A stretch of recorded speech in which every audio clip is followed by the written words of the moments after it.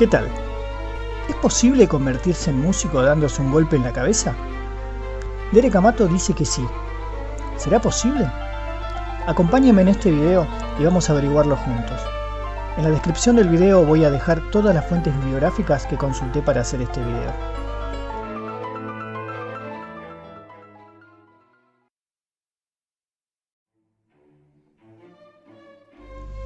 Derek Amato es un pianista y compositor nacido en 1966, quien, el 27 de octubre del 2006, sufrió un traumatismo de cráneo, a partir del cual, supuestamente y según dice, se volvió un prodigio musical excepcional. Según su relato, se encontraba de visita en la casa de su madre y, practicando deportes al lado de la piscina, se resbaló y cayó hasta el fondo, golpeándose el cráneo. Como consecuencia del traumatismo, perdió un 35% de la audición en el oído derecho. Pero 2 semanas después, cuando visitó a un amigo suyo llamado Rick, quien es músico y tiene muchos instrumentos musicales, sintió la necesidad de tocar el piano. Según Derek, sin ningún tipo de transición, empezó a tocar el piano como si lo hubiera practicado toda la vida. A lo largo de este video, voy a intentar responder el enigma de este caso a través de 2 preguntas. ¿Es esto posible? ¿Cuál es la evidencia y cuál es la interpretación más factible para este caso? Para responder a la primera pregunta, es necesario aclarar en primer lugar ¿qué es el síndrome del sabio?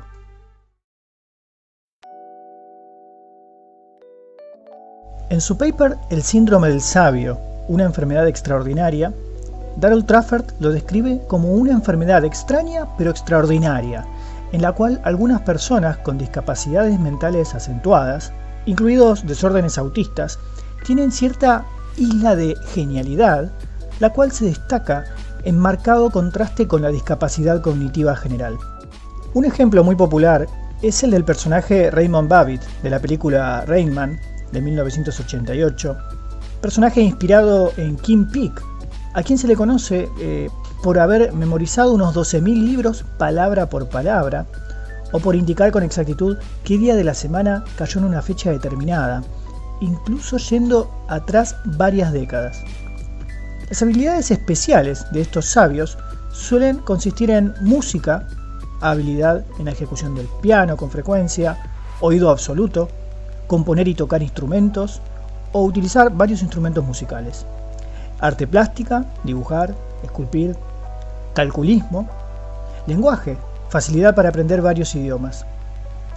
La habilidad del sabio puede ser congénita y manifestarse desde la primera infancia, o puede ser adquirida en personas neurotípicas, es decir, no diagnosticadas con autismo y con comportamientos no asociados al autismo, luego de un daño cerebral o una enfermedad posterior a la infancia.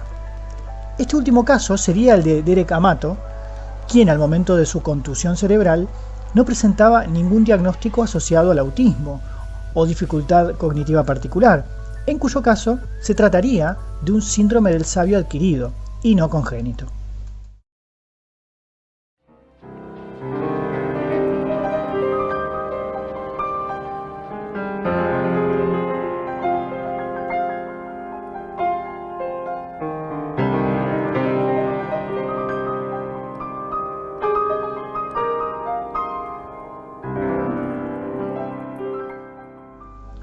Si bien, como vimos, el síndrome del sabio es un fenómeno atípico, existe abundante bibliografía que documenta su estudio científico.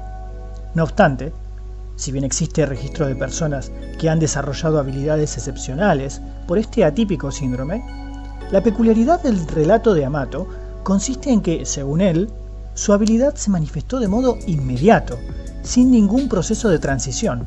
Sin haber tocado nunca antes el piano, de repente tenía la habilidad de tocar de un modo prodigioso, sin ningún tipo de entrenamiento musical previo. Es decir, que el síndrome, en vez de actuar acelerando su proceso de aprendizaje, consistió en un dominio técnico del instrumento inmediato, en pasar directamente de no saber tocar el piano a tener la misma habilidad técnica de un concertista. ¿Es esto posible? Para analizar esto, voy a tomar como referencia el estudio realizado por Karen Barrett, Richard Ashley, Dana Strait y Nina Kraus, llamado Arte y Ciencia: cómo el entrenamiento musical le da forma al cerebro. Voy a dejar los links de todos estos estudios en la descripción del video. En este estudio se presenta evidencia neurológica, perceptual y cognitiva de que lo que determina el rendimiento de un músico es su forma de entrenamiento. Una de las características destacadas de este estudio es que resalta el vínculo entre el aprendizaje de habilidades específicas con el desarrollo de áreas concretas del cerebro y del sistema nervioso.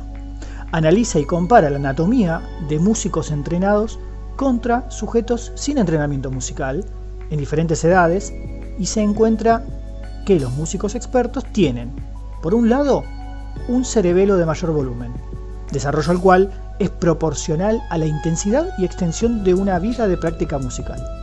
Por otro lado, el grado de habilidad musical se correlaciona con un desarrollo de mayor volumen de materia gris en los giros temporales transversos, área vinculada a la discriminación de tonos y patrones tonales. A mayor habilidad técnica, se registra una disminución en la densidad de materia gris en las áreas relacionadas con la función sensorio-motriz, posiblemente debido a un incremento en la automatización de las habilidades motoras o a una eficiencia mayor. Se aprecian también en el cerebro de los músicos entrenados diferencias en la conectividad neuronal.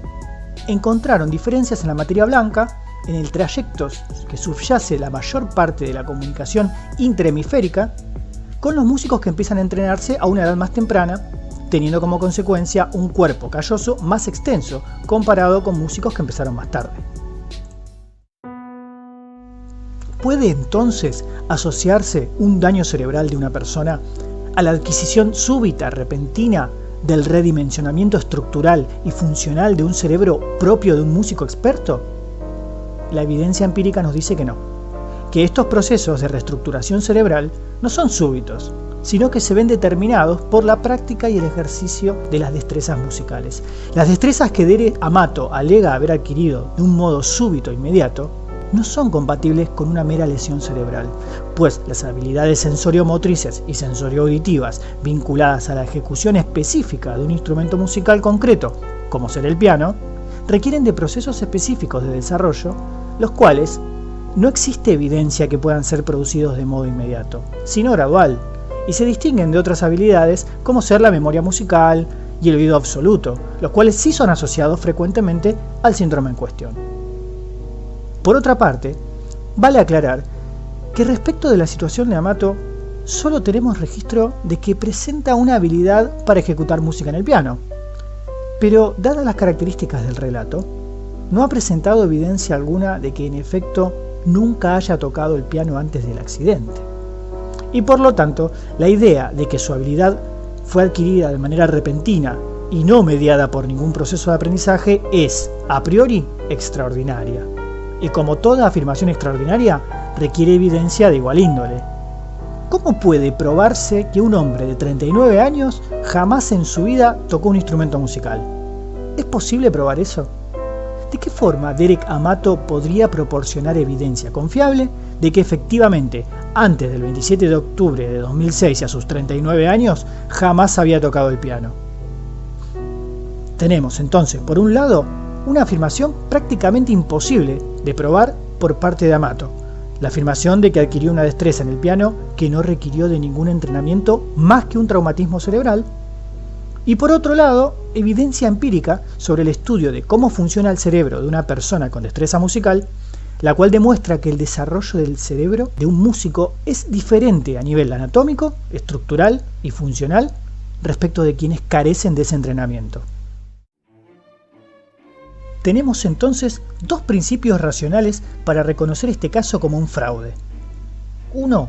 Ausencia de evidencia empírica ante una afirmación que se muestra como extraordinaria. Y 2. Evidencia neurocientífica que contradice las características del relato tal y como está planteado por Amato. Se trata, a la luz de estas observaciones, claramente de un bulo, un hoax, un verso, una mentira. Pero fue, me parece, una interesante excusa para estudiar algunos de los procesos que tienen lugar en el aprendizaje del hermoso arte musical. Espero que les haya resultado interesante, les agradezco por haberme acompañado hasta el final del video y los veo en el próximo. Que estén bien.